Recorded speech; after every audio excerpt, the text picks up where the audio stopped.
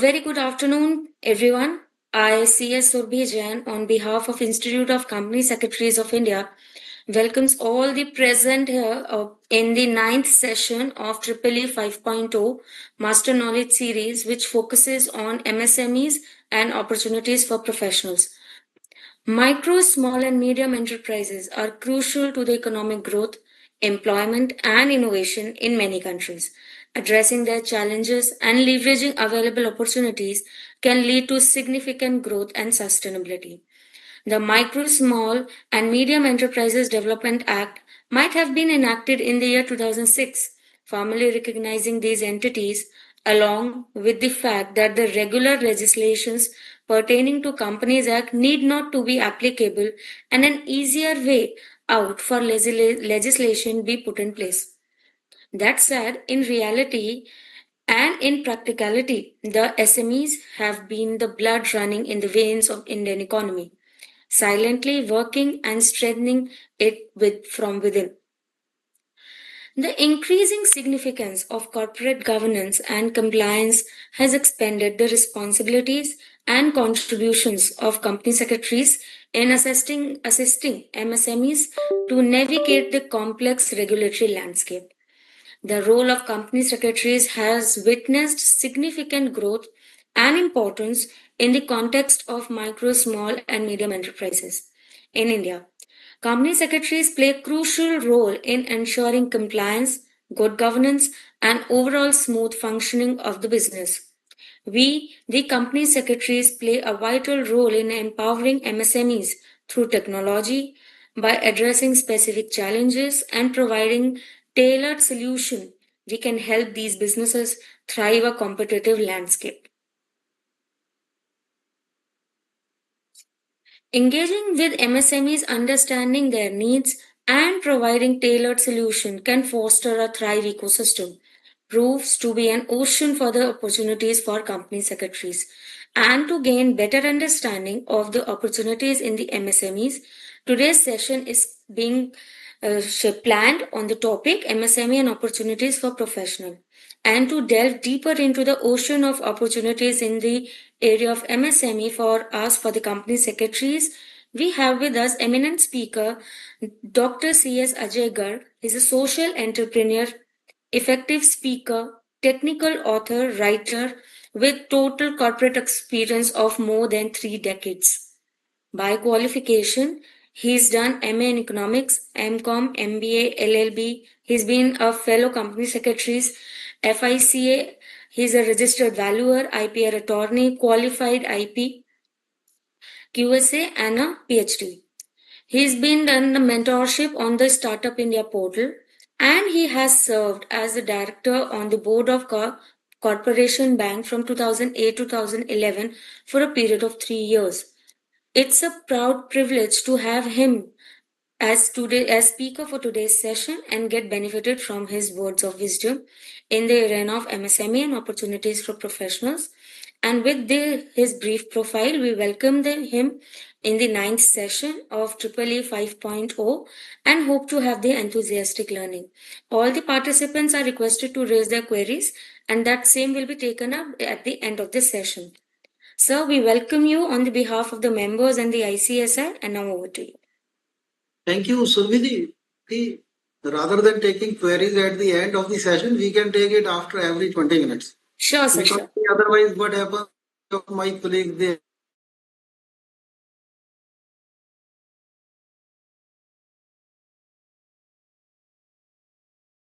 No. And that will make the session more interesting, and whatever is required by the participant, we will be able to deliver that. Right, sir. Thank you, Surviji. Thank you for introducing. And I am sharing this critical session, which is related to opportunities for professionals. You have already told about me, and the session shall start with the story. And this story I have taken from the epic of Ramayana. And many times people have told me that why you call it a story, this is the real happening. Anyway, whether this is happening or a story, And this story relates to the time when the bridge was being constructed by the Lord Ram and his army. And when the bridge was being constructed, then suddenly on one fine day, the Lord Rama could notice that one small squirrel, she is also attempting and bringing the dust in her beak and in her tail and putting that small pebbles and the dust on the bridge. And Lord Rama, when he saw, he smiled with admiration. At the same time, Lord Hanuman also noticed the same squirrel doing the work, and he could see that that squirrel is not alone, and she is leading a group of squirrels. Lord Hanuman smiled, but his smile was different from the smile of Lord Ram. Lord Ram could understand what Lord Hanuman is thinking, and then he called Hanuman near to him. And he said, "Can you bring that leader squirrel to me?" Lord Hanuman obliged. He went, he brought the small squirrel to Lord Ram. Lord Ram took her in his palm, and showered love and affection, and appreciated with the remarks that every small contribution, howsoever small this contribution may be, is very important for the strength of the bridge.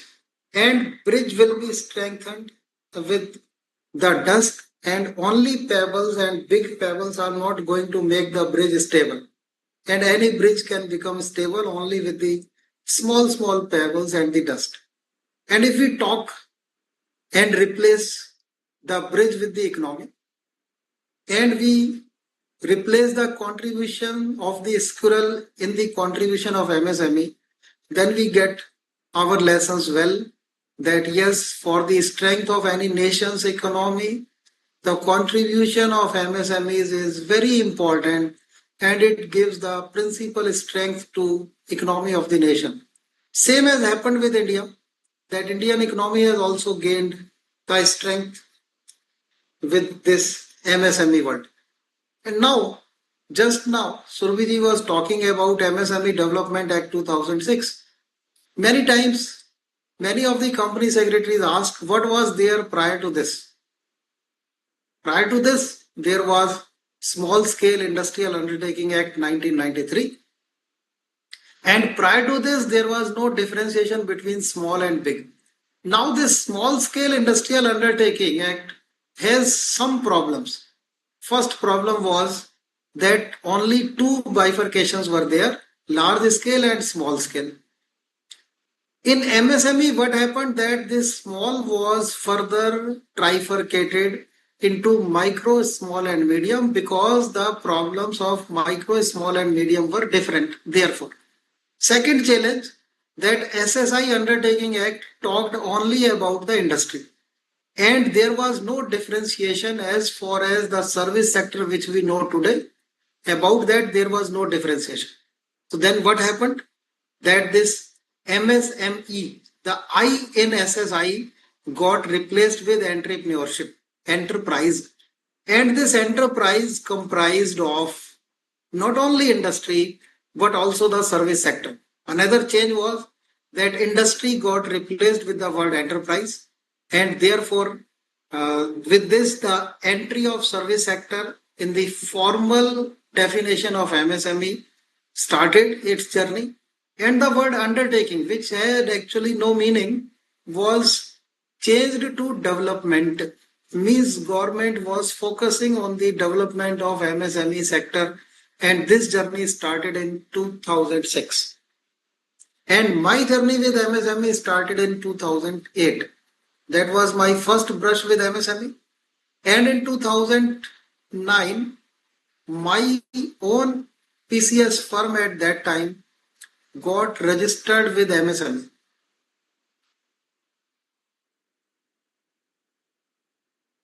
Now, if we talk about the old names and the new name, the latest name which is available is Udyam registration. What was the earlier name? Earlier name was Udyog Aadhaar number. What was name prior to Udyog Aadhar? The name prior to Udyog Aadhar was Entrepreneurship Memorandum Part 1, Part 2. And what was prior to that? Prior to that was SSI certificate, which used to get issued by district industry centers after 1993. Means physical issuance of certificate, though this was not certificate, the government intent was clear that this is a mere acknowledgement and no such certificate is there. But you know that when things come to the grassroots level, then most of the time the color of the things are changed. Same thing happened when this SSI certificate used to be there, which was mere acknowledgement. And this acknowledgement journey was further initiated in the year 2006 when MSME Development Act replaced SSI Undertaking Act 1993. Well, if we talk about the institutional framework, which is very important for the development of any sector, then this institutional framework talks about that yes, first of all, that Ministry of MSME, as of now, we have separate Ministry of MSME, and this is very important to have focused ministry, which focuses on the issues and challenges being faced by micro, small, and medium. But you know that ministry, every ministry have the procedural things. But here in this ministry, there is something very special that the development commissioner had separate office which is attached to Ministry of MSME. Therefore, this is known as DC MSME. And the regular secretary focuses on the procedural aspect, whereas development commissioner focuses on the development of MSME. Simultaneously, if we see that SIDBI, the financial institution, is dedicated institution for the growth of MSME sector, Small Industrial Development Bank of India. And this Small Industrial Development Bank of India, SIDBI, is further supported by SVCL. What is this SVCL? This is SIDBI Venture Capital Limited. On a number of occasions, the central government and state governments have created the fund, equity fund, dedicated for MSME sector. Most of the time, this equity fund, for this equity fund management, the SIDBI subsidiary, wholly owned subsidiary SVCL, used to be the mother institution to facilitate equity funding for MSME. The latest development, and before that latest development, the important institution, which as of now goes with the name NSIC Limited, earlier was National Small Industrial Corporation Limited. But as the law identified the service sector also as important component of MSME, similarly the NSI also, National Small Industrial Corporation, also changed from NSI, National Small Industrial Corporation Limited, to NSIC Limited, so that the enterprises, including manufacturing as well as service sector, both can be served. And this is recent development in 2022. NVCFL was created as wholly owned subsidiary of NSIC, and the fund which was announced by the Finance Minister Nirmala Sitharamanji, 10,000 crores fund for the MSME sector, now is earmarked and already been disbursed to NSIC, and this fund is there with NSIC Venture Capital Fund Limited, which is for equity funding to the healthy MSMEs. KVIC is another institution which goes with the name Khadi and Village Industry Commission, and this KVIC is nodal agency for multiple schemes, and one such critical scheme is PMEGP. We will talk about PMEGP and why this KVIC is there and what KVIC as a nodal agency is doing for this PMEGP scheme, because this PMEGP scheme is one of the important scheme. And thereafter, the ministry has developed an institute itself which goes with the name MSMEDI, Micro, Small, Medium Enterprises Development Institute. And this institute, as of now, has a vision that there must be one branch in every state. But some of these states are still not equipped with MSMEDI. As of now, the MSMEDI is working the wonderful work. There is a coir board, and coir board is located and situated in the southernmost part of India, because there is one peculiar problem, and you also might have faced this peculiar problem in your city, that yes, coconut water is liked by the people, and coconut is used on the religious occasions as well. But how to dispose of the outer portion of the coconut? And that for that we have a different board, and this coir board is different, and this coir board also takes care of the this coconut shell and other things also. Now if I talk about the entrepreneurship institutes, then India is blessed with the entrepreneurial institutes. One of them is known as nisbad, and this nisbad is situated in Noida, and this is served by Ministry of Entrepreneurship and Skill Development under the aegis of MOESD, and National Institute of Entrepreneurship and Business Development, that is the full form of it. And many of my colleagues may be aware about IITs and IIM, but boss, here is one IIE also, which has its head office in Guwahati, IIE, Indian Institute of Entrepreneurship. After that, for development of rural industries, we have one dedicated institute whose head office is located in Ahmedabad, and this goes with the name MGRI, MGIRI, Mahatma Gandhi Institute for Rural Industries. And in Hyderabad, we have another Apex Institute which is under Ministry of MSME, and this goes with the name National Institute for Micro, Small and Medium Enterprises. Similarly, now by this time, most of the states have separate state MSME ministry, and district industry centers also have district MSME officer, and this district MSME officer is dedicated for to take care of the problems, challenges, and schemes which are related and dedicated to MSME sector. MSME PPTC technology centers, this is the ecosystem in my nation, which is there for the development of the micro, small, and medium enterprises. Many of them I have left, and I am focusing only on the critical institutional network. And see, here at this juncture, I would like to tell that my practicing colleagues who are in practice or intending to be in practice, whenever you have any educational institute to whom you are serving as practicing professional, do remember that you can work as a bridge for MOU between one of the institution and the institution which you are serving. This MOU may be between NISBAD and the institution served by you, educational institution, or maybe between IIE and the institution served by you.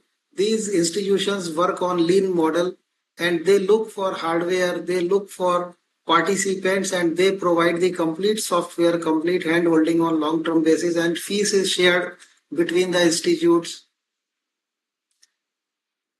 Well, there is one very important development in this decade, at the beginning of this decade, and this I call opportunity number one, that this is traders inclusion.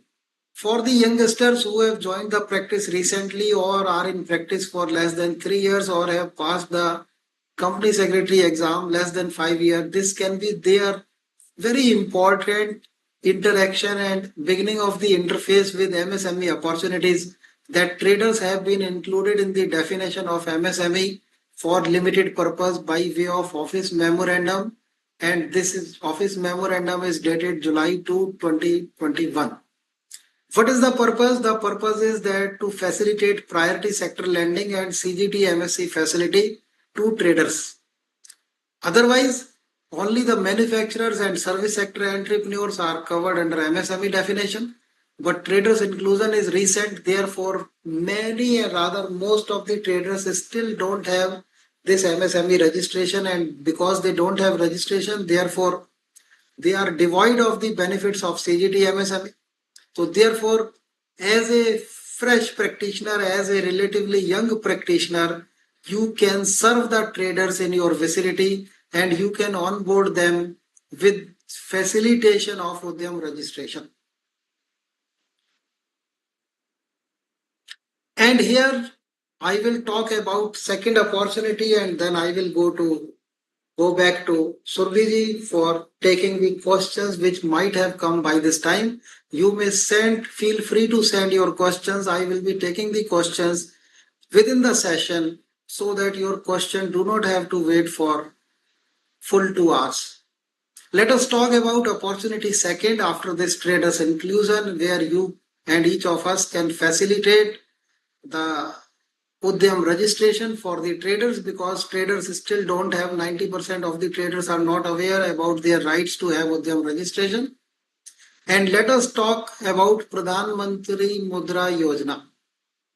This Pradhan Mantri Mudra Yojana is one of the very important scheme and the fresh entrepreneurs they are increasingly looking for this and when you will see the macro data you will be surprised so much things are happening around you and you certainly would like to get connected with such important opportunities and to facilitate the mudra loan to the young generation of India so that they can start their journey of entrepreneurial dreams in real life.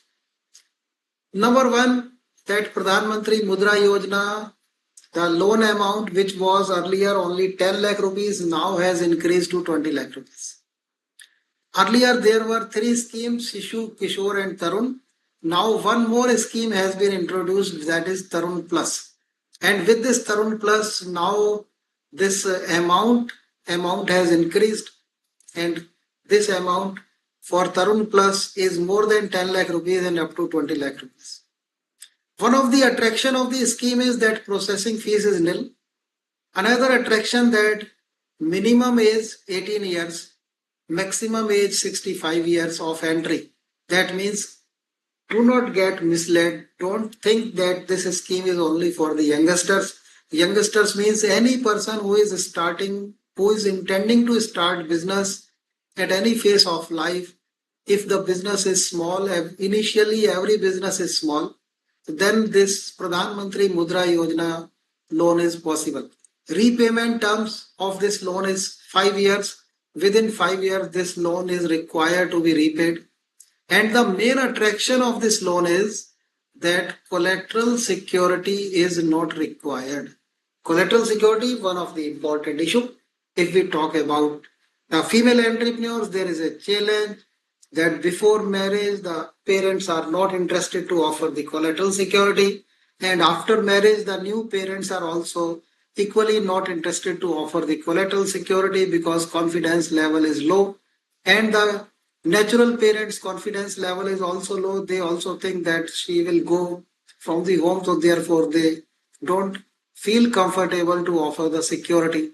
And here is the opportunity by Government of India through Pradhan Mantri Mudra Yojana that without collateral security, this loan can happen.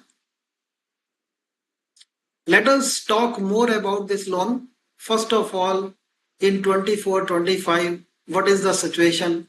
By this time, when this data is basically of 24-25, the last year, and last year data will tell you that number of loans sanctioned are huge.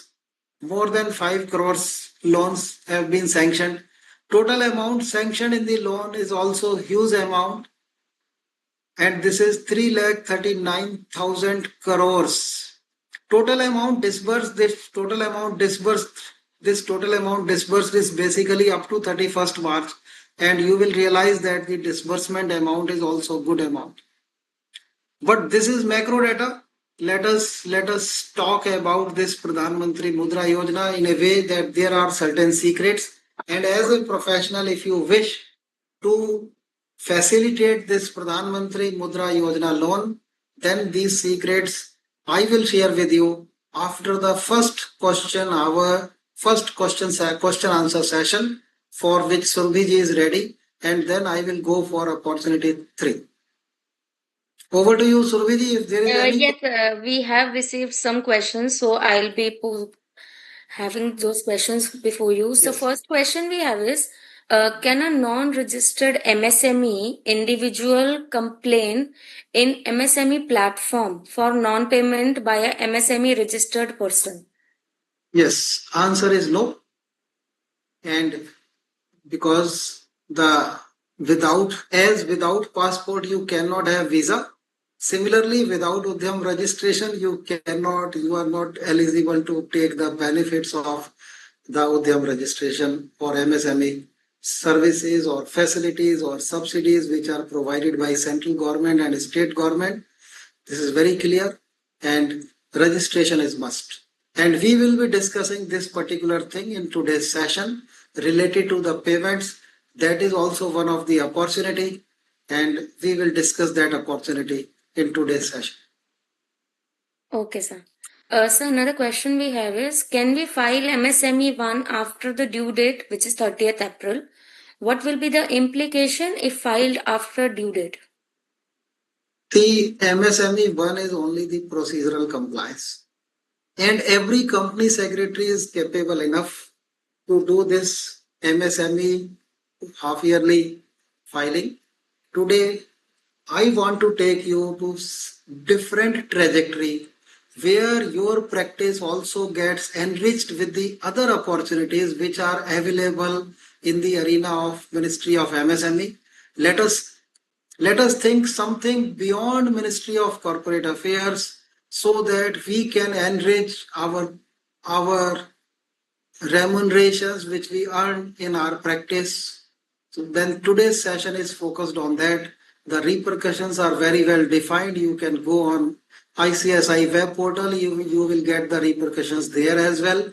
Or talk to any company secretary and he will instantly be in a position to tell you the repercussions of delayed filing in of the MSME half yearly forms which are to be filed with Ministry of Corporate Affairs. Thank you, sir. Another question we have is that the in 24-25 financial year, company is being turned from medium to micro, but not able to get the GEM portal benefit because status is only updated after filing the ITR. So, how Yes. to tackle this problem? Is there any provision for updation?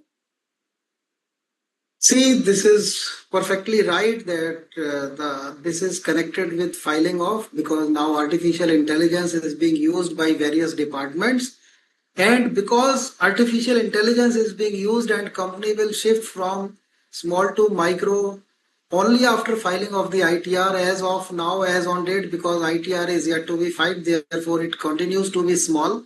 So then the benefits of micro cannot be taken. As soon as forms are released, file the ITR so that the benefits of micro sector can be taken. Okay, sir. Sir, what is the interest rate applicable on the Mudra Yojana loans? The interest rate is competitive interest rate. The benefit is no collateral security required. Okay. Sir, can a listed company be registered as MSME? Any known example you have for the same? And is it prudent or advisable from your side? Yes, why not? Because the MSME Development Act nowhere says, nowhere differentiate between listed or unlisted entity. And now the limits have been increased to 500 crores. Then in my nation, not many companies, listed companies are there where annual turnover is less than 500 crores. So they continue to be medium or micro and small. So then this benefit and this can be taken, and there is no such bar as far as MSME Development Act is concerned. So will There there is a be restriction. There is restriction in Companies Act, but not in MSME development. so there will be any additional applicable compliances on such companies and under listing regulations? We don't think so because listing regulations are driven by the SEBI regulations, and SEBI regulations nowhere provides the additional compliances if they are MSMEs or non-MSMEs. So there is no additional list of compliances under SEBI regulations for MSME or non-MSME companies. No such differentiation. So, sir, last question for this particular first question Yes. session we have is, can a unregistered partnership firm be registered under MSME, and what are the compliances need to be followed? Yes. Registration of unregistered partnership firm Partnership, or partner. partnership firm or individual, all are possible.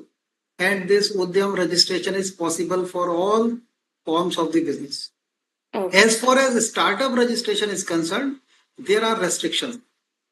In startup, proprietorship is not eligible, and public limited company is also not eligible for startup registration. But in MSME, there is no such differentiation. In MSME, proprietorship to public limited company, any sort of forum can be used, and this is possible. Even the non-profit associations can also be registered as MSME. Okay. So, sir, we have these many questions for this Yes. particular session. Yes. Then let us proceed with the next opportunity. And I told that I will share the secret related to success in opportunity 2, which is related to Pradhan Mantri Mudra Yojana. See, all public sector banks, all branches of all public sector banks are obliged and they need to have 1 week-long camp to facilitate Mudra loans in a year. And keep an eye, whenever there is Mudra loan Mela in the public sector bank branch in your city, at that time submit your proposals. If you submit the proposal on day 1, your proposal will get sanctioned by third day, and within 15 days the disbursement will also happen to the entrepreneur assisted by you as a consultant. So therefore, this is the secret, that always remember that it makes sense to file the MSME PMMY proposals during the Mudra Loan Mela being conducted by the bank branches. Anyway, let us now move to opportunity number 3. And this opportunity number 3 is related to the PMEGP scheme. And this name itself is a misnomer. The PMEGP scheme, this name is itself a misnomer. Pradhan Mantri Employment Generation Program. Basically, read this E as Entrepreneurship Generation Program. Prime Minister Entrepreneurship Generation Program. I will prefer to read it like this. And this scheme has also been revamped recently on 1st June 2022. The limits, the fresh limits are 50 lakh rupees and 20 lakh rupees. Subsidy, there is a subsidy component in this scheme, PMAGP scheme, and this subsidy is 15% and 25%, and then 25% and 35%. 15% in urban areas, 25% in rural areas, and 25% and 35% in urban areas and rural areas for the SC/ST entrepreneurs.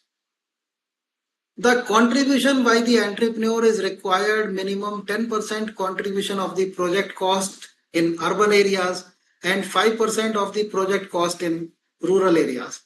Now, what type of security is required? Here, hybrid security is required. That means some security is required to be offered by the loan aspirant.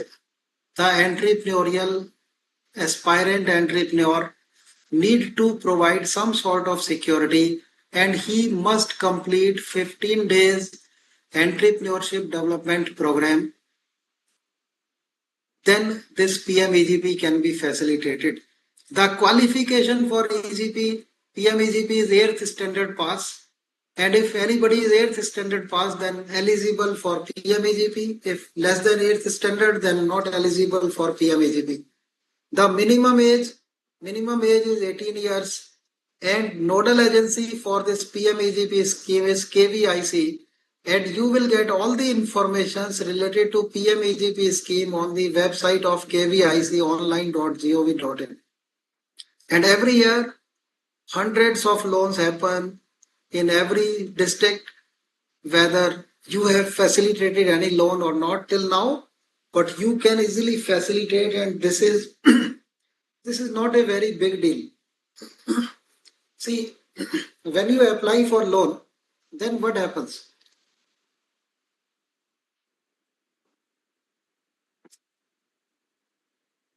You need basic documents of the entrepreneur. You need basic documents of the organization. You need one project report. And preparing this project report is not a rocket science.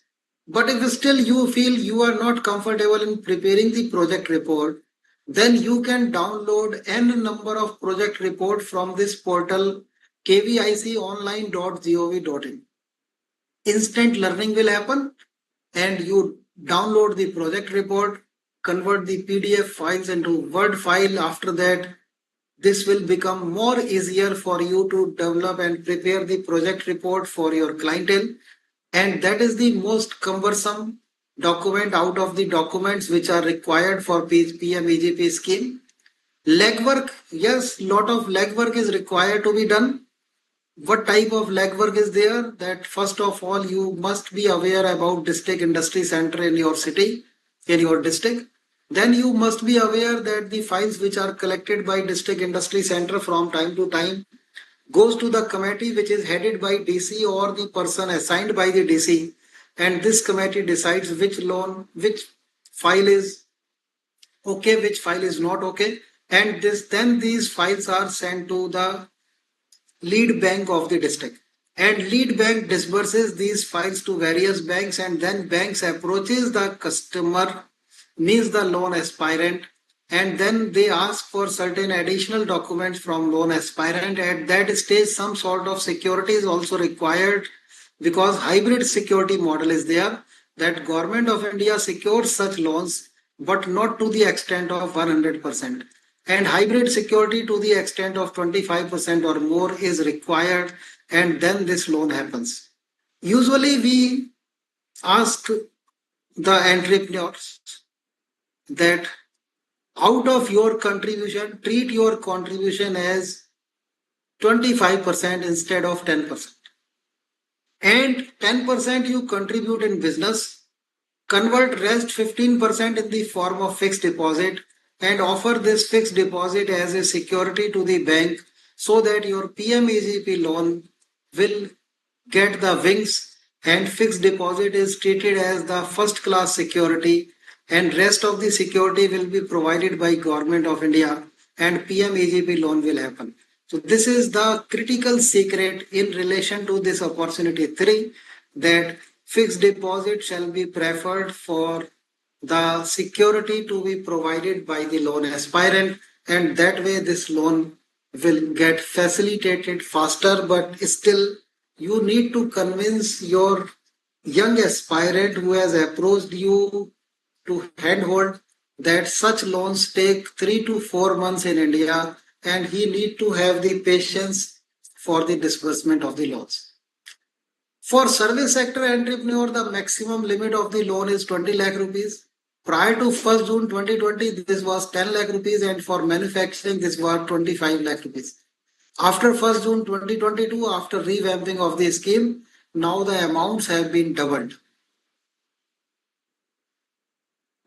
Now, let us talk about PMEGP accelerator scheme also. PMEGP initial business accelerator, that now business has been set up, business is doing good, and 3 years have passed, and profit track record is there for 3 years. And when your new business have profit track record of 3 years, then this is a time to scale up the business. Now question comes whether government will help you again. Answer is yes. This PM EGP accelerator scheme was started 5 years back, and this scheme facilitates the second loan, and this second loan is up to 1 crore rupees. And 3 years profit track record is must. Maximum subsidy has been capped to 15% and 20%, 20% for rural area and 15% for urban area. Means up to 1 crore means the maximum subsidy will be 15 lakh rupees. And up to 1 crore means that accelerator, suppose in first stage the loan taken was, the project was for 35 lakh rupees. And now that project can be upgraded to 1 crore rupees. The differential amount of 65 lakh rupees can be absorbed in PMEGP accelerator scheme. See, there is a possibility, academic possibility, that there can be profit and still there cannot be the ITR.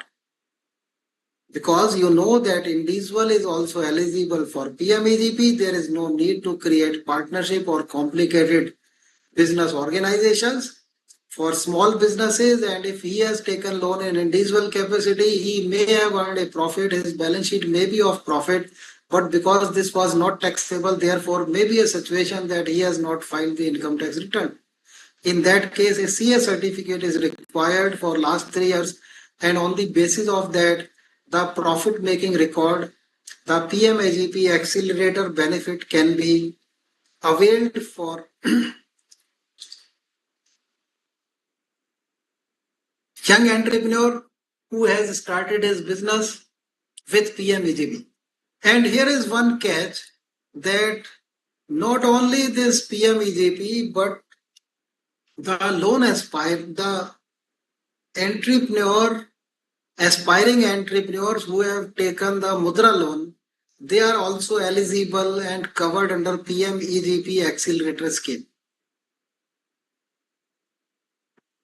And after this scheme, Credit Guarantee Fund Trust CGT MSE for micro and small enterprises, we will go for second set of questions which may become ready by that time with Surbhiji. Then I will advise all of you who are attending today's program that after opportunity 5, we will have second question answer session. So therefore, continue to forward your questions to Surbhiji, and she will be telling the question to me after this opportunity 5, and then I will take up those questions which have been accumulated during this intermittent period. Now, first of all, need to understand that this CGT benefit is available only for micro and small enterprises. This is not available for medium enterprises. Second, that maximum credit has been recently increased. On 18th March 2025, this maximum credit for micro and small sector has been increased from 5 crores to 10 crores. Maximum credit for retailers is now 1 crore. What is the coverage? Coverage is 75% to 85%. That is for micro and small enterprises, and 50% for retailers. Guarantee commission, yes, guarantee commission is there. CGT MSC collects the guarantee commission on YOY basis. That means this is not 1 year, this is not the commission, one time commission, but this commission is payable on year basis. Therefore, we call it YOY basis. Security in hybrid mode, say it is mentioned here in the third line that coverage 75% of the loan maximum can be covered under CGT MSC. What will happen to the exposure of 25%? The promoters, the entrepreneurs need to provide the security for this gap loan. Therefore, because two securities are available for such loans, therefore we call such securities as hybrid securities. As you might have heard this word hybrid nowadays in relation to the fuel which is alternatively being used in the vehicles, two-wheelers and four-wheelers. Similarly, this security hybrid, that is basically the fuel is alternate fuel. But here this security, two types of security. One security for the bigger quantum that is provided by CGT MSC against the guarantee commission, and for smaller quantum, the security is to be provided by the entrepreneur. Applicability, what is the applicability for this? Now this CGT MSC funds are available not only for the existing businesses but also for the new businesses. Earlier this CGT MSC funds was available. This guarantee was available only for business with 3 years profit track record. But with our interventions, including my interventions in late this second decade of this century, the CGT MSC opened up for the fresh new businesses as well. You can always visit CGT MSC for the more information on CGT MSC type of opportunities. And here again I will go to Surbhiji. As we have discussed opportunity number 3, 4 and 5, this is time for second question interface. Yes, sir. We have received certain questions. First question is how to apply MSME loan for a trader. How a practicing company secretary can help in this regard. Regard what? regard applying the loan for a trader, MSME loan. Yes, see, applying loan either for a trader or for manufacturing or for service sector. That is one and the same thing. See, most of the MSMEs are nervous when applying for the loan and they seek the professional help.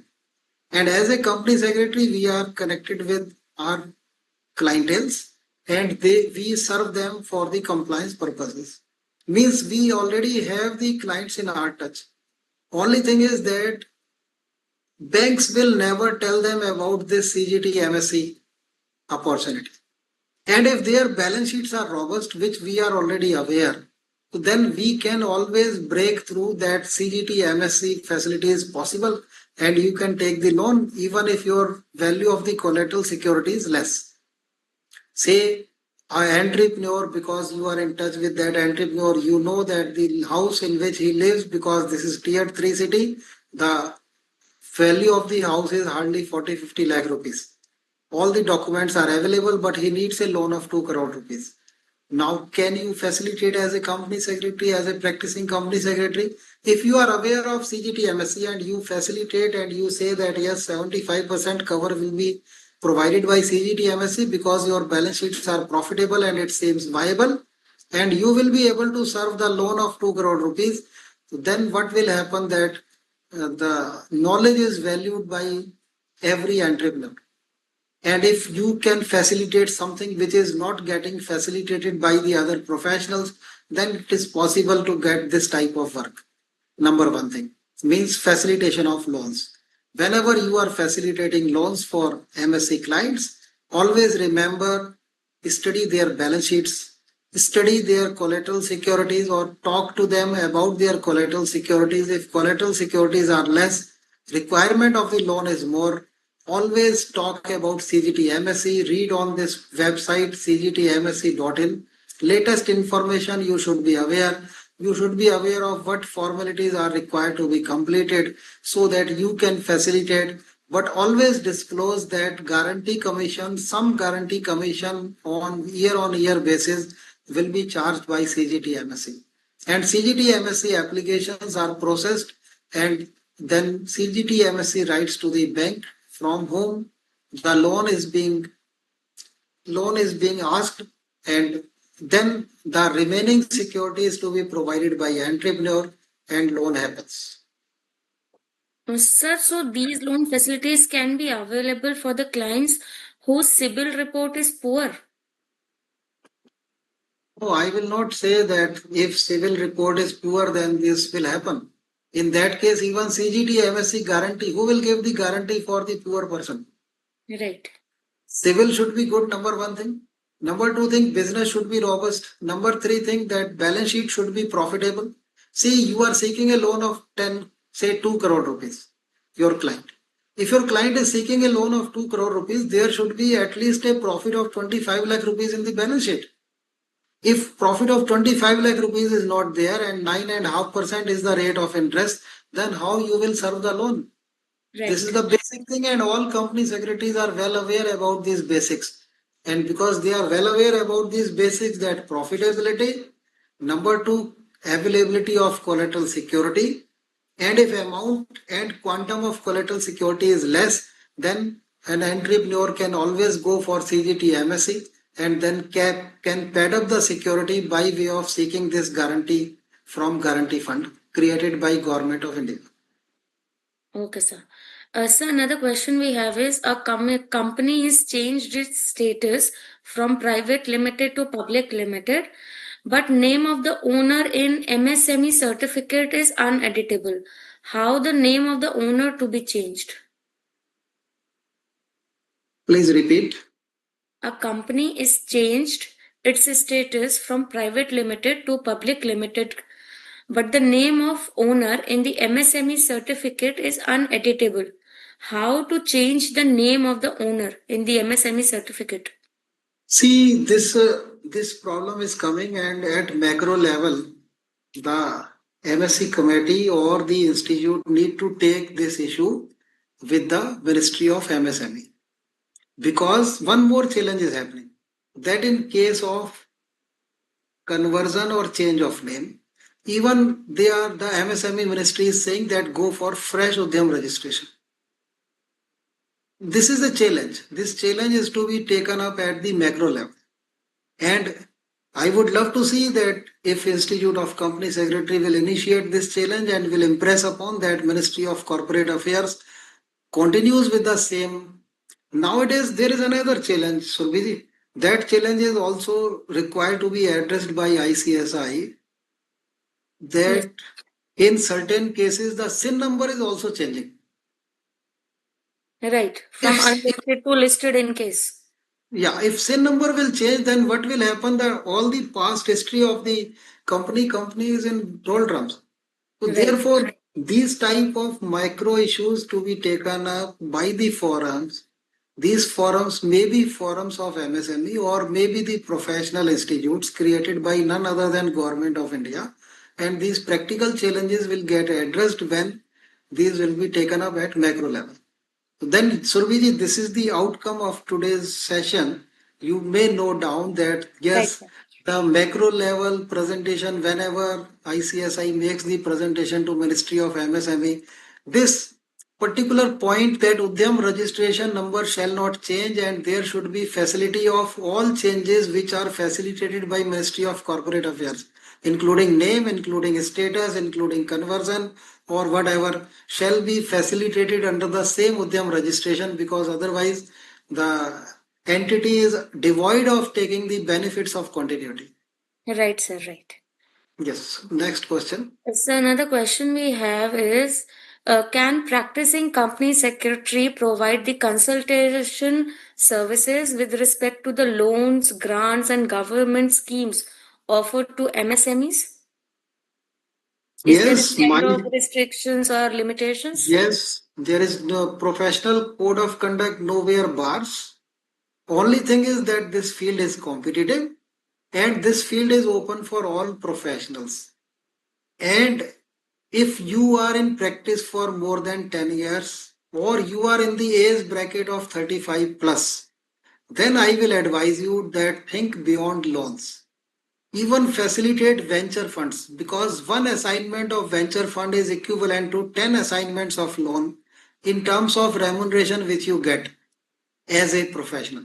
So therefore, because now venture funding is possible through various government institutions, if you are in the age bracket of 35 years plus or you are having 10 years experience as company secretary, then focus and do at least one such assignment which is related to the venture funding facilitation to MSME sector.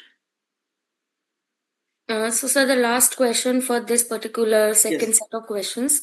How a CS firm be registered under MSME through Udyam registration or any other registration is required? Yes, Udyam registration, MSME and CS firm is eligible to register and take the Udyam registration. There is no restriction in professional code of conduct. And Surbhiji, here this is very interesting question and I would like to share my experience Yes, sir. that at that time in 2009, I registered my firm for this registration, which at that time used to be called as EM2, EM Part 1 and EM Part 2, Entrepreneurship Memorandum Part 1, Part 2. And there was a special purpose to register there because I could stumble upon that, yes, law nowhere says that professional is not eligible and under service sector because I am service sector entrepreneur, I can register. I registered and see registration is only the beginning. The fruits happened after 2 years. In 2011, because many of my colleagues were not aware about these opportunities at that time. Therefore, I was included in the MSME business delegation to America, where I enjoyed the trip of 8 days with the entrepreneurs, 32 entrepreneurs from manufacturing sector, and I was the only one from service sector where we went to various states and various cities of America. This was 10 days tour and it happened to me at the cost of going to Goa for 3 days. And rest of the money was funded by government of India. So Okay. then, and then then many of my colleagues who were in practice at that time, they also registered their firm under Udyam registration, which is nowadays known as Udyam registration, and some of them enjoyed the various benefits which were available at that time, and now the benefits have increased. But this business delegation after this corona is yet to restart. So, sir, And now, yes, yes, sir. at Purviji, you might have noticed the list of 7 nations in my biodata, and I proudly wish to tell that all these visits were facilitated while being in practice by Government of India at subsidized rate to me because I am MSME entrepreneur. So, to have a world tour, we need to have MSME Udyam registrations. Yes, perfect. So, we don't have any other questions, so we can continue with the Yes, presentation. yes. Now let me go through the next point. After this opportunity 5, let us talk about opportunity 6. And this opportunity 6 is related to MSME JED certification. This JED certification scheme, because this is Government of India's own scheme related to the quality certifications. Quality is a big challenge. And here, zero effect and zero defect. This certification has been named as zero effect, zero defect, and it has been coined as JED certification. And this JED certification has also been refurbished, revamped. Recently, this JED certification scheme has been revamped. And this revamped scheme talks about that now earlier there were 5 levels, now there are 3 levels. Level 1 is bronze level, certification level, second level is silver level, and third level is gold level. These 3 levels are possible nowadays in JED certification scheme. This scheme has also been revamped after the corona. Corona was a game changer, and now many of the departments, many of the facilitators, they have gone through desktop and online facilitations. The physical interventions have reduced substantially so that things can be facilitated from a distance also. Now see this JED certification scheme. What is the subsidy which is available for micro and small sector?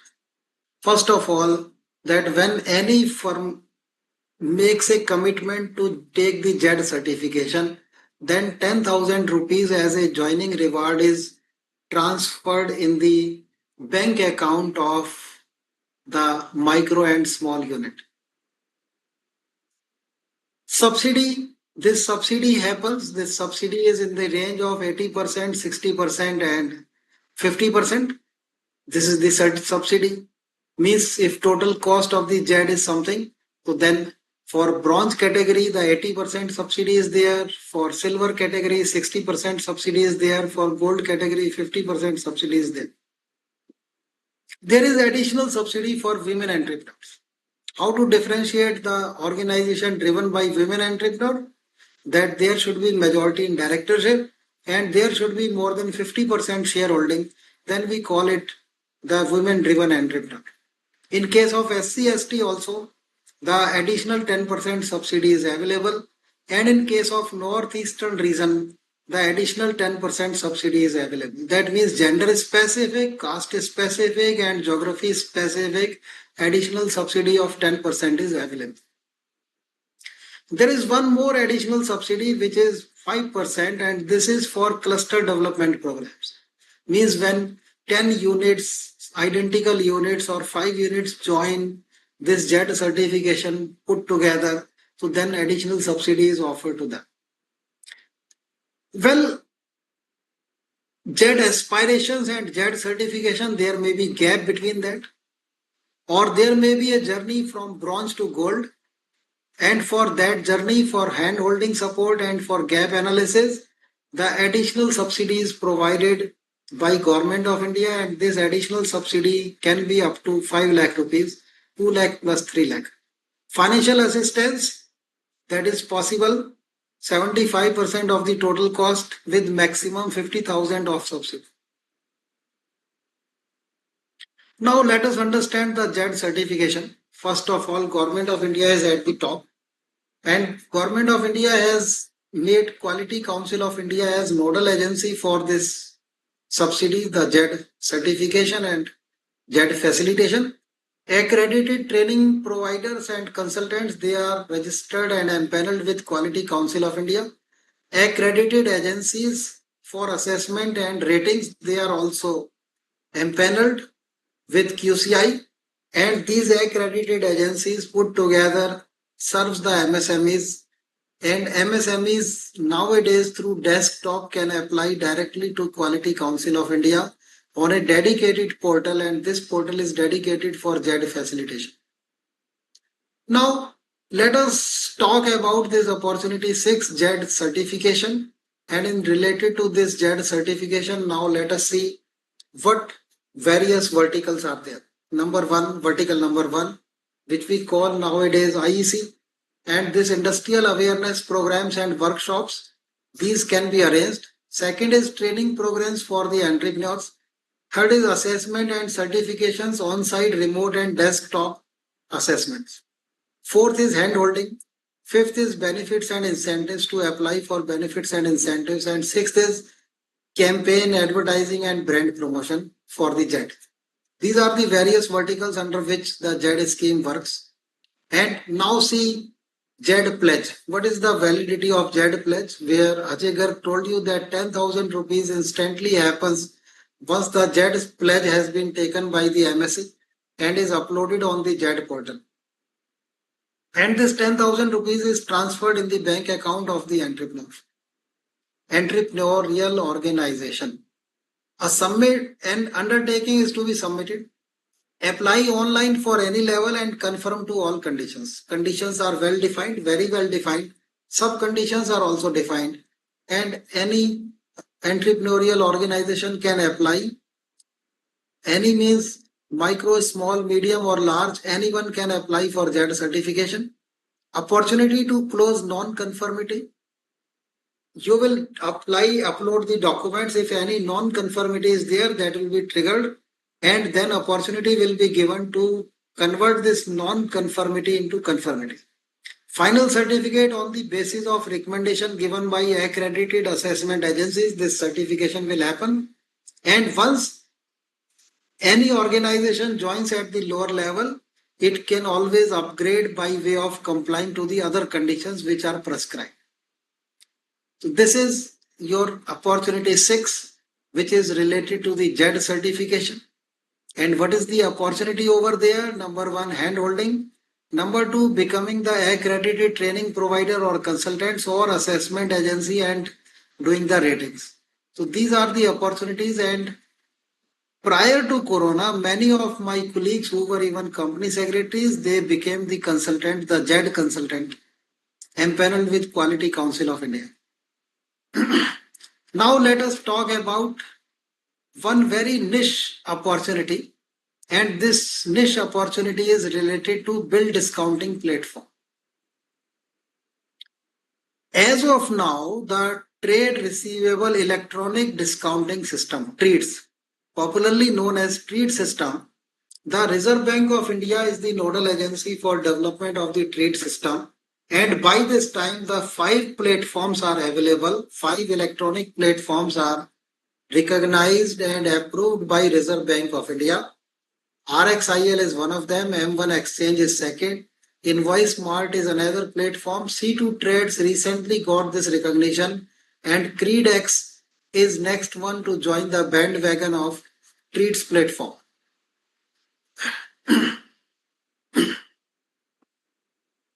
Now let us talk about this TREADS platform in more detail. See, there are certain things. Number one, that bill discounting. What you might have read in your 11th and 12th classes as bill discounting nowadays happens through electronic platforms. Here in these platforms which are approved by Reserve Bank of India, there are various stakeholders. Number one stakeholder is Reserve Bank of India as a regulator. Number two is the running agency, the agency which is monitoring the platform. Number three is the large entities which are duty bound to register at least on one such treats platform. And fourth stakeholder is the MSME units which are encouraged to join the platform, which is joined by their best client. And the fifth stakeholder is banking institutions. Earlier banks, but very recently this Bill Discounting Act has been amended. And now NBFCs are also facilitating bill discounting on various platforms. So as a MSME unit, you can always encourage your client basket to join one of the platform. While joining the platform, there is a strategy that MSME unit shall be encouraged to register on the platform on which their number one client is registered. Because see, number one client means the banker of the client is more comfortable in case of bill discounting sort. And there is additional advantage for bill discounting that in balance sheet, the discounted money is not reflected as liability. Only thing what happens that bankers step into the shoe of the MSME entrepreneur and they become entitled to get the money from the customer of the MSME entrepreneur because they have already discounted their bill. Therefore, they step into the shoe. So that way, what happens that sundry debtors which may be there in the balance sheet on any particular day get replaced. That means there is the debt equity ratio do not get affected by bill discounting for any of the company. And bill discounting fetches the lower rate of interest.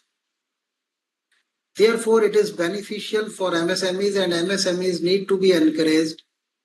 What are the documents required for registration and whether your responsibility as a consultant will be over once you register the MSME on this portal? Answer is no. Number one, that document checklist is available on each of the platform.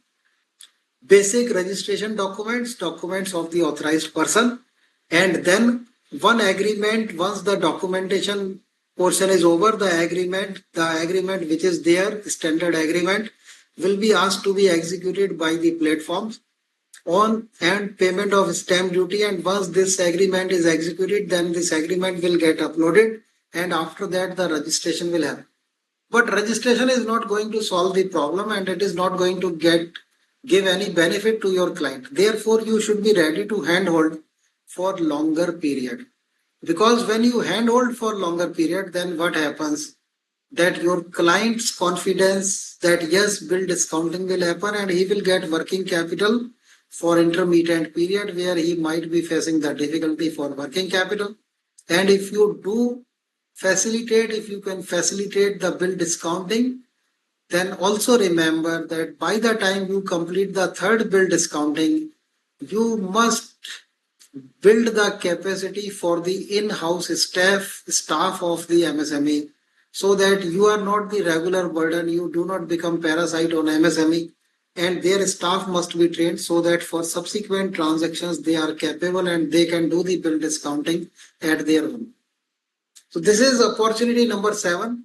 In this particular section, we have talked about MSME Z certification. Before that, we have talked about CGT MSc. Now this opportunity 7 and after this opportunity 8, we will have the third question answer session. Let us talk about opportunity 8. Opportunity 8, before we talk about the GEM portal, let us talk about MSME Mart because lot is happening on msmemart.com. Things which are facilitated and the things which are not facilitated but where it is possible to take the benefit all need to be noticed. Basic membership that is free for 30 days. Gold membership that is available for micro enterprises. Gold membership is available at 75% discount for 1 year and SC/ST gold membership is available at 80% discount. But small entrepreneurs, they need to pay full amount. MSME loans can also happen through MSME Mart. How to join MSME Mart? And now there is another platform which has been created for MSME Global Mart. Means if say any MSME is aspiring for exports, then they must join on Global Mart, which is separate and the next level of MSME Mart.com. Here at this stage, after completing this MSME Mart opportunity 8, we can have the third question answer session, Surbhi. And over to you for the third question answer session, as we have completed the three more opportunities by this time. So certainly, sir, we have certain questions. So first question is, as a secretarial auditor of a listed company, can we provide MSME related advisory services to the said listed company, considering the recent master circular issued by SEBI on LODR? The secretarial auditor, every company secretary knows that whatever restrictions are there on a statutory auditor, ipso facto applies on secretarial auditor also. If you are auditing anything, then you shall not provide the consulting services to such person, such entity. Therefore, first thing that we need to be clear that professional code of conduct must be complied. There shall be no compromise with professional code of conduct. Number two, above professional code of conduct, there is a law. And law, the first law which a company secretary must comply is Companies Act 2013. In its true letter and spirit, means whatever is mentioned in the law and whatever is the intent of the law, both must be complied. And after that, the provisions of all corporate laws must also be complied by the company secretaries, either in practice or in job. So therefore, if you are secretarial auditor, I will never say that you facilitate them the MSME facilities or opportunities to your listed entity client. Okay, sir. Sir, one company is a micro enterprise and later they become small or medium level. Then how to update the same in MSME records? Nowadays, this is not required to be updated because just now in previous question answer session, we have taken one question where the elevation or demotion happens on the basis of the income tax return as soon as ITR is filed or the data is there for the incorporated entities, then through artificial intelligence, the color of the Udyam registration will change if this is shifting from one category to another category. So therefore, automatic things are happening and the updations that way is not required. Sir, previously one question was there, can a CS firm be registered under MSME? So now another set of questions related to this only, that what kind of compliances a CS MSME firm need to be complied? Yeah, see, number one, that my brush, which started with the arena of MSME, started in 2009. And I continue to be there and enjoying the fruits in three ways. Number one, for my own unit. Number two, by way of facilitating the services to my clientele basket. Number three, that instead of the compliance professional, now I am also known in the select circle as a subsidy professional, because when you bring money to your clients, then you suddenly you suddenly become the representative of goddess of wealth. So that way, then my clients love me more, to whom I have facilitated any sort of subsidy. So therefore, this is really something very extraordinary when you bring money to your client, and the money on which neither interest is to be paid nor money is to be refunded. See, there are four types of money which can happen to any organization. The costliest of them is venture fund, equity fund. That is costliest. And the cheapest is subsidy. Subsidy in any form, whether this is 1 lakh rupees or 10 lakh rupees or year on year basis or for exhibition or whatever, this is the cheapest money because neither you need to pay interest nor you need to refund this money. So that way, this is the cheapest money, and I have seen the joy on the faces of my clients when I facilitate the subsidy to them. Therefore, I will say that you also, each who is attending today's program, that make it sure that this year you facilitate one subsidy to one of your client and feel the difference even in the handshake. When that subsidy will happen to your first client, feel the difference in the handshake and compare the handshake after subsidy, before the handshake, before subsidy, and you will feel the difference and enjoy that feeling of being the representative of the goddess of wealth. Sir, another question we have is, can a self-help group apply under these schemes which you are explaining? The self-help group is something very different. And here I wish to tell that there is no law which regulates self-help group. So self-help groups cannot apply for subsidy under MSME because they are not registered under any of the act. But Okay. now let us talk about Gram Udyog Samiti, which may be registered in some other act. If say some Gram Udyog Samiti is there or cooperative society is there, then that cooperative society can get some of the subsidies. It is possible for cooperative society to get the subsidies. But self-help groups are not eligible to get the MSME subsidy. Okay. Sir, For whether yes. Rajat Papan, which is the movement which is led by one of the female, and there this earlier this used to be self-help group. Later on, it was converted into cooperative society, and then they were able to get the subsidies from the NABARD and various other institutions. Yes. Sir, whether MSME certificate is required to be renewed every year? No such requirement because it is connected through artificial intelligence. Therefore, renewal every year is not required. Okay. Sir, now this is not a sort of a question, but a Value problem. addition. Yes. Value.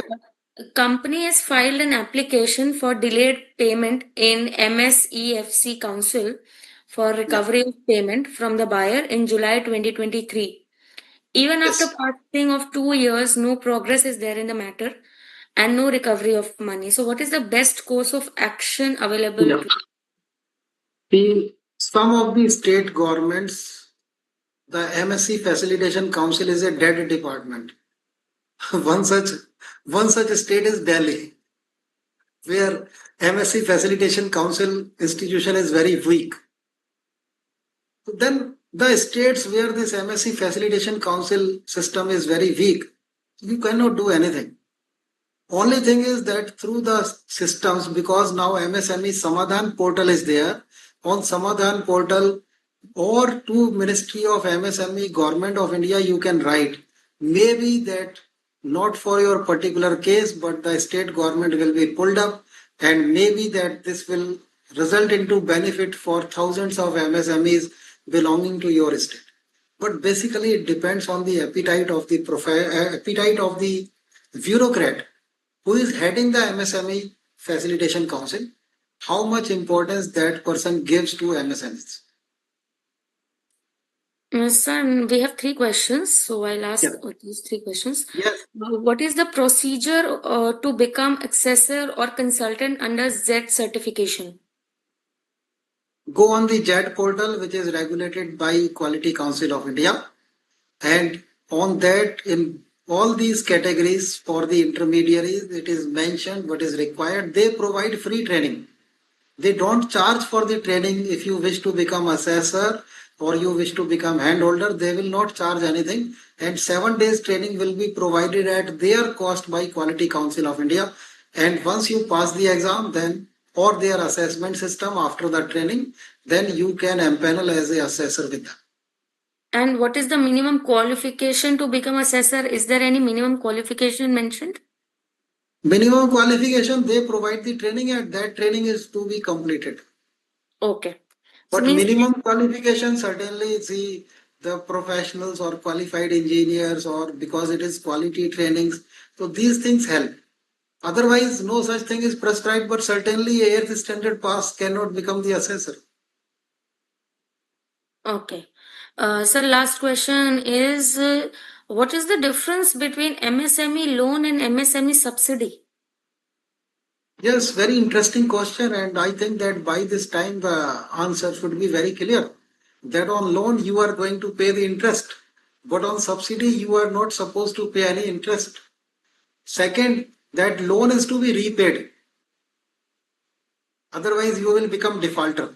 Subsidy is not to be returned. Subsidy is gap funding. Gap funding means whatever your requirement is there and whatever your total resources are there, including equity and debt, the differential is subsidy. Whereas loan is another component of sources of fund. So that way, the difference between loan and subsidy is quite clear and should be quite clear because this is very general answer that subsidy not to be returned, no interest payable on loan, interest is payable on equity, the dividend is payable. So that way, these are the differences in terms of. So, sir, now we don't have any questions, so we can continue with the presentation. Yes. Let us continue, and I will take three more opportunities, and then maybe we will have final question answer or maybe in between.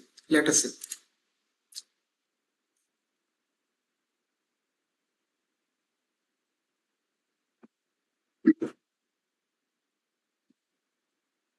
Well, after this opportunity 8, let us talk about opportunity 9, which is GEM portal.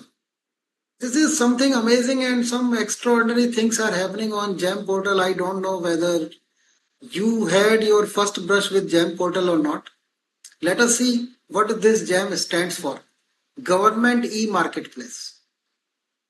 This is managed by DGS&D, Directorate General of Supplies and Distributions, and that way this journey of GEM started on 9th August 2016. As of now, direct purchases up to 50,000 rupees can happen through GEM portal and tender is possible up to 10 lakh rupees. As of now, the GEM portal have more than 11,000 products registered on this and more than 336 services are there on the GEM portal. Orders, now see the orders and the figure of the order which has happened through GEM portal is mind-boggling figure through e-marketplace. And this GEM portal, I wish to tell you a few things. Number one, see, as a company secretary, if you feel the heat of the competition in the arena of Ministry of Corporate Affairs, then get married to Ministry of MSME and enjoy because GEM portal your client needs not only for registration, they need your hand holding not only for registration but also to do business through GEM portal. GEM portal facilitate primarily the supplies to the central public sector undertakings, ministries and departments. But what has happened, recent trends are that even private sector is loving to buy through GEM portal. And naturally, when private sector will buy, then the limit direct purchase of 50,000 will not apply. Second thing, that even your client can buy through GEM portal. Maybe that his cost will reduce when because competition is there. So maybe that the due to benefit of the competition, his cost of the inputs will reduce. Means this is double-edged sword. This can be used when it was developed. It was for the purpose of facilitating the market for the MSME sector, but it has evolved with the passage of time. And in this evolution, the GEM portal has really become the gem where E is not small, but this thousands of crores of business is happening on GEM portal on year to year basis. And MSME is enjoying this. Why they are enjoying it? Because the payment terms are quite fabulous and payment happens faster than the general supplies. Let us talk about another opportunity which I was talking with the help of NSIC and NVCFL. And I was advising that if you are in the age bracket of 35 or you have already put 10 years in practice as a company secretary, so then instead of focusing on the loans, you can focus on facilitating the venture fund to your clientels, whosoever is healthy MSME. And very recently, Self-Reliant India Fund was launched by Government of India, Sri Fund. And the nodal agency for Sri Fund, the mother fund, has been given to NSIC Limited. NSIC has incorporated wholly owned subsidiary NSIC Venture Capital Fund Limited, and they have empaneled 64 funds down the line. And these 64 funds, majority of them are in Bombay, some of them are in Bangalore, one of them is in Hyderabad also, few of them are in Delhi also. You can go through this list of 64 funds because direct funding will not happen from NVCFL to the corporates directly. But this funding will happen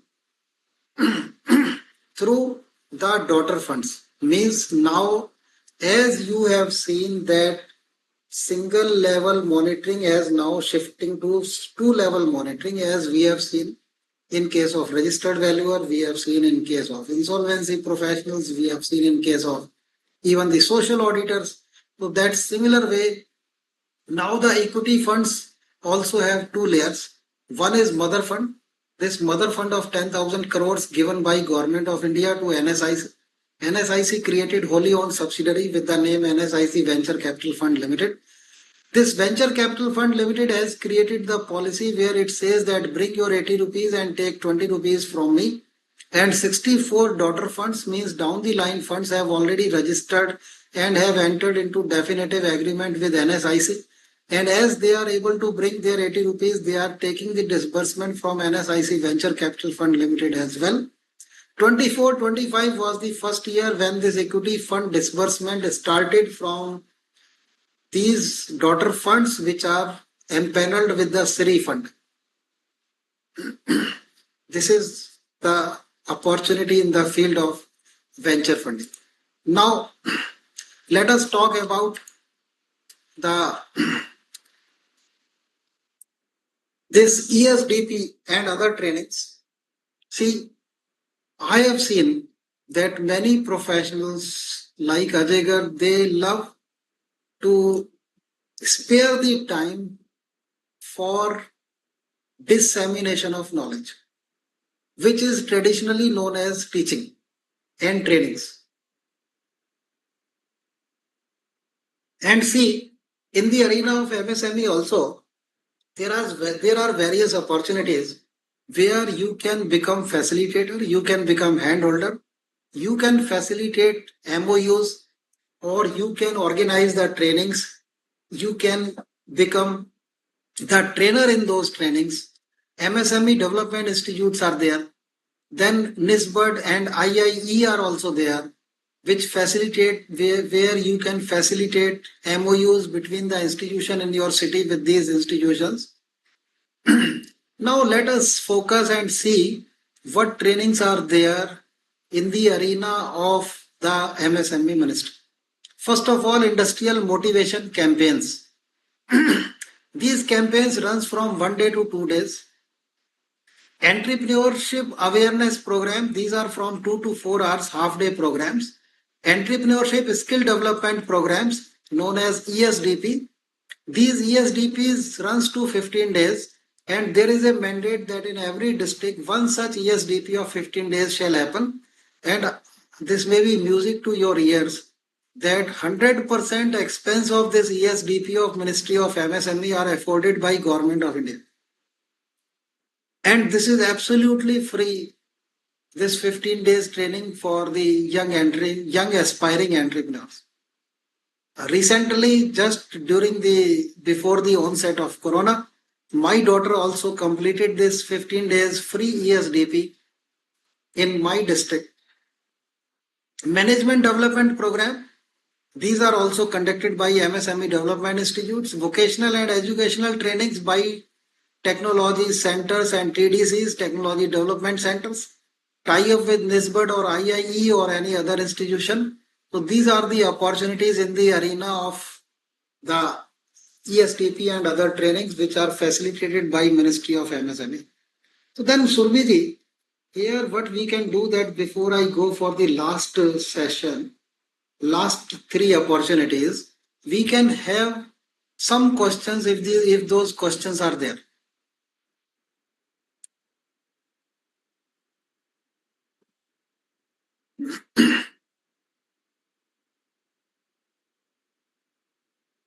Surbhiji, if there are any questions, we can take here because then I will be telling the three more opportunities. Yes, sir, we have certain questions. Yes. Does MSME claim proceedings come to halt if the debtor company goes into the IBC proceedings? Yes. Answer is yes. Okay. And what is the status of decree issued by MSME courts if in the meantime company goes into the liquidation? Again, stand still. Moratorium period. Okay. Sir, another question we have is second question that we are running a school under the society. So whether the society is to be registered under MSME or school is to be registered under MSME to get the benefits. See, if it is formal school, then in India, the education is not given the status of industry. Because education is not covered in the status of industry, therefore your formal school is not eligible to get MSME subsidies. If it is coaching center, then it is eligible to register for Udyam because coaching is under the category of, has been given the status of commercial activities, and then this will be considered as service sector enterprise, and all the benefits which are exhibited to service sector enterprise will be available for the coaching center. But for formal school, formal college, imparting the degrees under UGC or imparting the degrees under boards, board of school educations, they are not eligible because they are not given the status of the industry in India. This is still social sector. Okay. Sir, how could a practicing company secretary aid to the clients in terms of SRI funds? Yes. Suppose you have a client who is doing exceedingly well, and now that client is planning that 4 years down the line he will go for the listing of the company. Before listing, it always helps if one VC fund onboards the company and becomes the shareholder. Because number one, it brings corporate discipline, it brings corporate governance, and the methods and procedures, and then it brings the name and laurels for the company in the financial world. And this SRI fund, Self-Reliant India Fund, do not disburse the money directly to the companies. It disburse the money to the daughter funds, and daughter funds, the application to be filed by the company is to daughter funds only. And if company's proposal is found lucrative, profitable by the daughter funds, then daughter funds will ask for more documentations. They will do the due diligence. They will carry out three due diligences: financial due diligence, legal due diligence, compliance due diligence, and then business due diligence. And after these due diligences, they will give the in principle approval. After in principle approval, before the instruments are issued to them, maybe either in the form of equity or hybrid instruments or convertible instruments in the form of CCPS or in the form of FCDs, as may be discussed and deliberated between the investor and the company. And then this money will happen to the company, and the VC fund will become a sort of minor partner in the company. They may usually, the VC funds also seek the board seat in the company so that they can add to the growth and momentum of the company. So that way, But these assignments, Surbhiji, frankly speaking, takes the time of 6 to 8 months from the day when we get the mandate from the clientele to fructify in the form of happening of money to the company. Then first challenge is that you need to sensitize your client that this is not going to happen in 1 or 2 weeks. This is going to take at least half a year. Number two, that documents, the number of documents, and if there is any iota of doubt about the documents and the actual performance, then the deal will break off. Means 100% transparency is very important to crack any VC funding deal. And VC funding projections are a challenge, but this is not a rocket science. If you know how to read the balance sheet, how to analyze the balance sheet, then making projections becomes very easy. And in projections, the concept of EBITDA becomes very important because interest, tax, depreciation, these are something which are considered as non-operational expenses. So therefore, what happens that this concept of EBITDA and other things and the projections, financial projections and the waiting game for 6 to 8 months, where availability at the knock, because knock will always happen by the VC fund. On any one fine day, he will say that, okay, today I want to have a meeting. And at that time, they don't have patience. If you say that I will give you the documents after 10 days, then they start suspecting that either you don't have the ready documents or you don't prepare the documents or you are cooking the documents. Suspicion grows. So therefore, at C, the success rate is less. If you will work on 10 such assignments, one will happen. But still it is worth working on 10 such assignments because one will happen.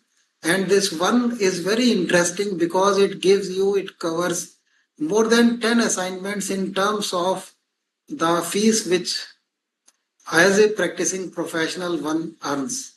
That is music. So therefore it makes sense and one shall do it. Okay, sir. I'll be posting one question, which will be the combination of two questions posted by the participant. One is the how the CS members can get the update of these trainings, means what are the schedules or where they can get the schedule of these kind of trainings, and what kind of training will be provided in MDP or vocational trainings. See, number one, that these are the general trainings, ESDP trainings. Let us talk about ESDP. And first question is how to get information about them. Right. Number one, source district industry center. Source number two, MSME DI in your vicinity. Means may not be in your city, maybe in any nodal city near your city. So then you need to connect with MSME development institutes for such trainings. And then you need to connect with Ministry of Entrepreneurship and Skill Development also. They also arrange such trainings from time to time. And here in ecosystem of Ministry of MSME, the institution is known as Technology and Development Centers. They also facilitate ESDPs. They also have mandate to conduct the ESDPs. Means ESDPs are being conducted by, let us summarize, number one by MSMEDI. Number two, they are being conducted by PPDC. We call this institution procurement, technical, something. And all this ecosystem I told you at the beginning of the session about the institutions. And these institutions have the mandate and zero fees is charged from the participant. And if any institution join the hands or any industry association join the hands, then it is win-win model for all these three because they provide the hardware, means classroom or the basic facilities, and the software is provided by these niche institutions which are under the aegis and umbrella of Ministry of MSME.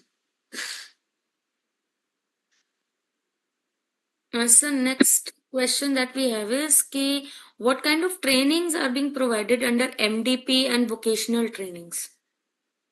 Related to the entrepreneurships. Okay. Related to the entrepreneurship, what type of things must be known by entrepreneur. So basically what is happening, even the portions related to the compliance, need of the compliance, even formation of the organization, how to decide what organization suits which business, and then how to take this entrepreneurial journey forward, how to ensure that quality is there. See, what are the 6 challenges of the MSME? The focus of ESDP training is on those 6 challenges. Number one is the compliance. Number two is purchase. Number three is sale. Number fourth is managing the financial resources.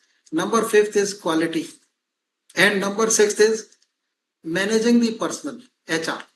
So all these verticals of the entrepreneurship, they are touched during this ESDP training. Okay, sir. So we can continue with the presentation and then we can have the questions. The last round, and in this last round, let us go for next opportunity, about which we already had 3 questions. MSME Samadhan. Now there is a dedicated portal MSME Samadhan where the all India data is being collected. This is the portal where say some payments are stuck up for the MSME. When payments are stuck up, then recovery of delayed payment. This is the special system which facilitate recovery for the stuck up payments for micro and small only. Only micro and small. That means medium segment is not covered under this MSC Facilitation Council. This says that if payments are delayed, then law says that 3 times of the bank interest rate that can be claimed while through this Facilitation Council. Easy process because this process is based on mediation and arbitration. Mediation is done by Facilitation Council. But if there is no outcome due to mediation, then the matter is referred to the empaneled arbitrators by the Facilitation Council. Faster recovery process. Why faster recovery? Because in civil suit, the time taken is more. Whereas in case of Facilitation Council, the things happen within a period of 1 to 3 years. Lawyer not mandatory. Even practicing company secretary can do it. And here I have placed a pic of one of the company secretary, Preeti Verma, and she is Noida based company secretary, and she passionately loves to work in this additional segment of MSc Facilitation Council, and she has developed a niche in her practice where she facilitated. Because she facilitated MSME facilitation and payments to MSME through this Facilitation Council, therefore she is frequent traveler to Meerut, because Uttar Pradesh, state of Uttar Pradesh have 4 facilitation councils, and the facilitation council belongings to Noida is situated in Meerut. Then certainly for submission of the documents, and sometimes the hearings may not be happening online. So then for physical hearings, she is traveling to Meerut. But whenever you will meet her, she will talk about that, yes, she is working in the segment of MSc Facilitation Council, and she proudly tells it to all other company secretaries. She must be a role model for many female company secretaries, and they can also develop this particular segment of their practice and can take the inspiration from the book of the Preeti Verma, who was earlier the chairperson of the Noida chapter also 2 years before. So this MSME Facilitation Council is one of the wonderful things, wonderful platforms. In Haryana, the fees is only 2,000 rupees. If you go for civil suit for the recovery of the stuck up payments, then nowadays you need to pay in percentage terms 4%, 5%, 6% to the government, to the court. Only then your case will come up for hearing, and before that it will not come up for hearing. Say the amount is 50 lakh rupees. Then your client need to shell out 3 lakh rupees, and these 3 lakh rupees need to be deposited in the civil court. Only then this can be initiated. Whereas in case of MSc Facilitation Council, just for the paltry amount of 2000 or 2500 rupees, this is possible. And why this must be preferred by the practicing company secretaries? Because here the lawyer is not mandatory in Facilitation Council.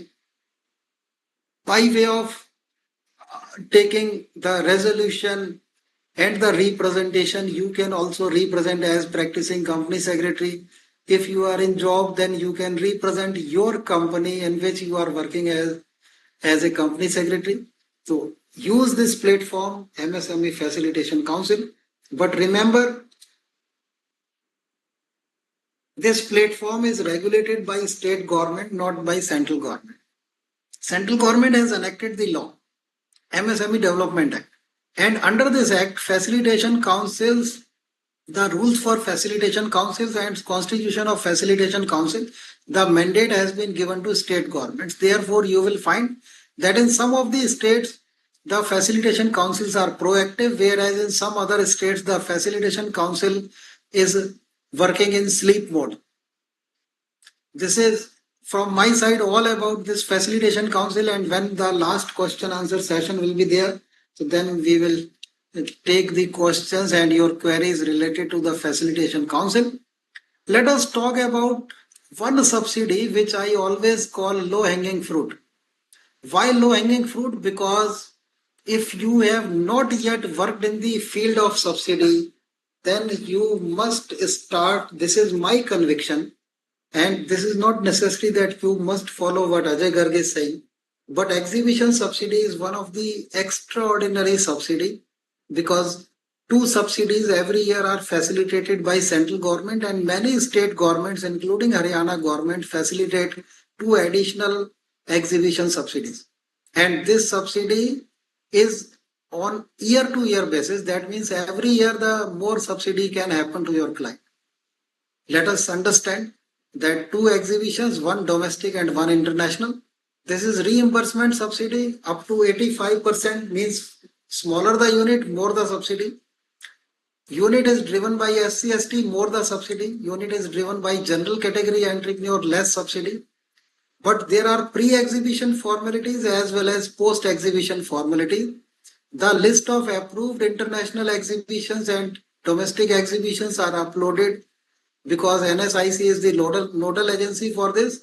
So then you can go on this website and you can find out the list of the exhibitions which are eligible. And then your client, you can identify your client who is going to participate in such exhibitions. The documentation by this time is more or less systematic. Online possibilities are there. Some sort of human intervention still continues. And here I would like to tell you about the Gaurav Yadav, who is practicing company secretary, who is working in this field of facilitating the MSME subsidies to the MSMEs of his state, of his city. And he is practicing in Faridabad, a young company secretary, and he has added this practice, and you will always find smile on his face whenever you will talk about this exhibition subsidy with him. He will say that this is very simple thing and this is repetitive in nature. He facilitates subsidies not only from central government but also facilitates subsidies from the state government. Hopefully, I feel that when next year I will be doing such session for opportunities, then I will have at least 15 company secretaries credentials and will connect one credential with every opportunity which I will discuss, so that this will become an inspiration and these 15 will become role model, just like Preeti Verma and Gaurav Yadav for other company secretaries, and they will also add this subsidy and MSME opportunities in their basket of the facilities which they are providing to their clients. Let us Surbhiji talk about SPRS scheme. You might have noticed that from 11 I straight away jumped to 13, and I reserved this SPRS single point registration scheme opportunity number 12 for the later discussion. because this SPRS is very interesting scheme, and many of the company secretary, rather most of the company secretaries are not aware about this.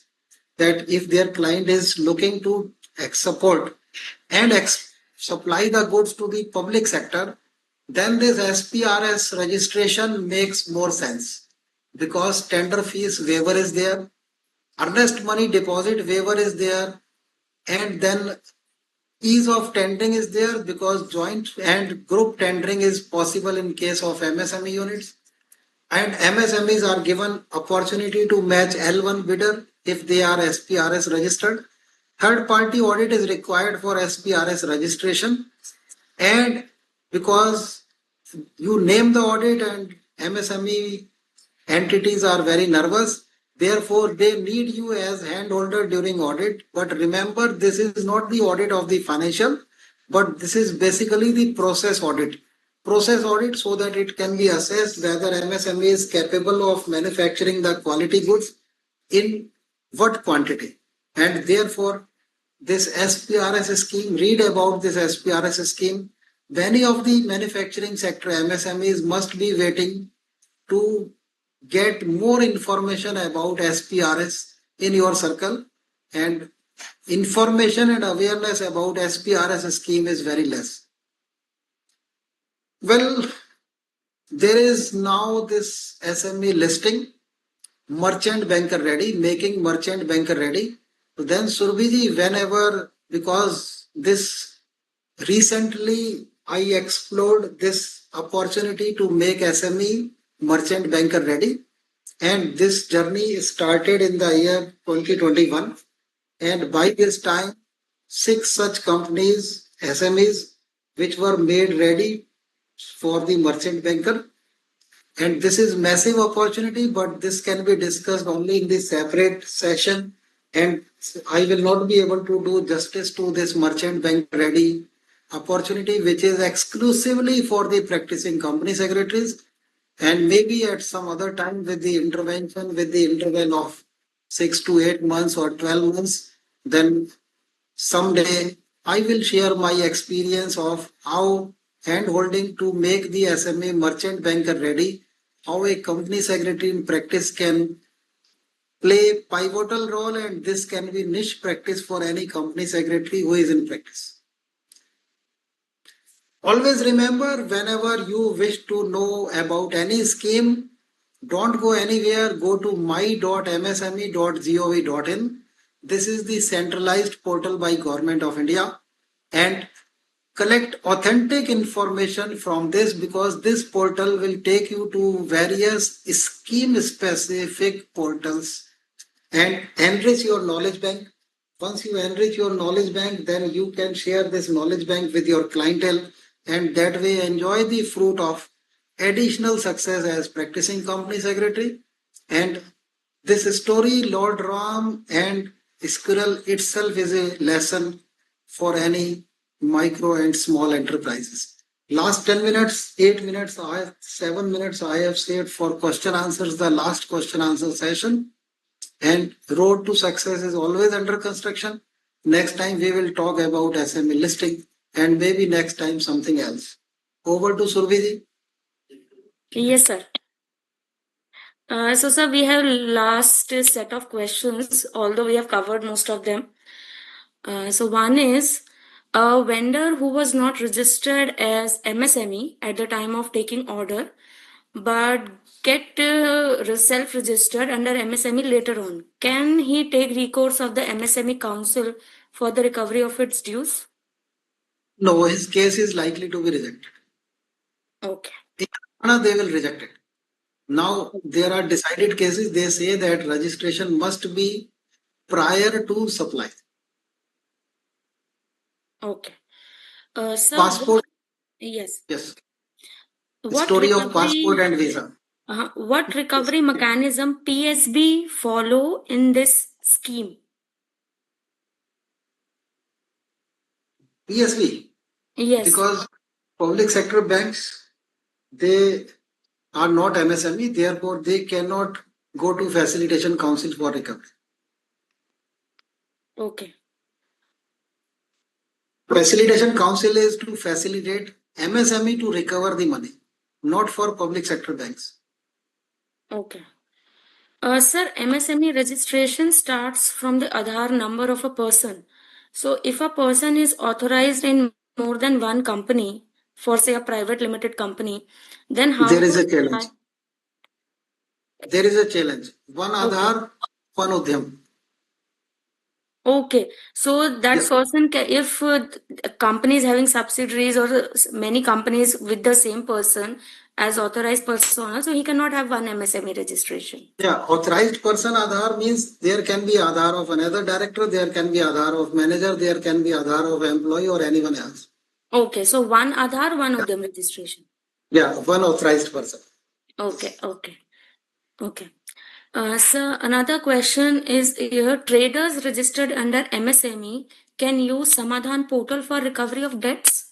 No, because they are for limited purpose, as I told you at the beginning, that as of now they are eligible for one facility, which is CGT MSC cover up to 1 crore rupees. For other benefits, they are not eligible. Okay. So one question we have is, as a PCS, to explore the opportunities in MSME, should he visit MSME office at Chennai, Tamil Nadu to initiate the first step or any other further recourse action? He's based in the southern India. Yeah. my.msme.gov.in. Your Okay. journey must start from this centralized portal, which gives you the separate dedicated portal for each scheme. And at the end of the PPT, this was told that my.msme.gov.in. So that Okay. will be the most authentic information related to central government scheme and Okay. various facilities which are provided and extended by Ministry of MSME. my.msme.gov.in, most authentic and updated information available over there. So I think this is being noted by all the members who've been joining this session. So one last Yes. question for today's session we have is Yeah. that if we have the decree of MSEFC, does it fall under secured creditors as same as in banks? I don't think. Okay. Yes. I don't think Uh, because yes. after degree what happens? After degree what happens that the recovery officer starts his proceeding. He will identify the assets, then he will sell the assets. But the assets which are secured, can those assets be sold by recovery officer? No. So Right. therefore, the decree is not equal to security. It will not become uh, as good as the security which is offered to the bank, but something different. Yeah. Okay. So, sir, now we are at the conclusion of today's session, and we have taken up around all the questions which were posted by the members. And right now, more than 13,000 members are being joined in this webinar. Very well. Wow. So, definitely, your words, your presentations, your explanation on each and every aspect of MSME and opportunities for the members, for the professionals, have guided them to explore more in the area of MSME and to start and to have more and more practice in such areas. So, as a part of formal vote of thanks, I would place a formal vote of thanks to you. Thank you so much, sir, for acceding to our request to spare your 2 hours for the CS members, for the professionals, to guide them, to explain them the opportunities, to understand their queries and answer them with so much of patience. So, on the behalf of Institute of Company Secretaries of India and each and every member in this webinar, I would like to place a thank you. And all the members also who have enthusiastically participated in this session and posted their queries. A very, very big thank you to all of you to join this session and contribute to the success of this particular session. Thank you so much. Thank you. Thank you, Surviji, and it is joy that we are ending the session on time and we started on time. Yes. Thank you. All the Thank you very so much. best. Sir. Thank you. Thank you.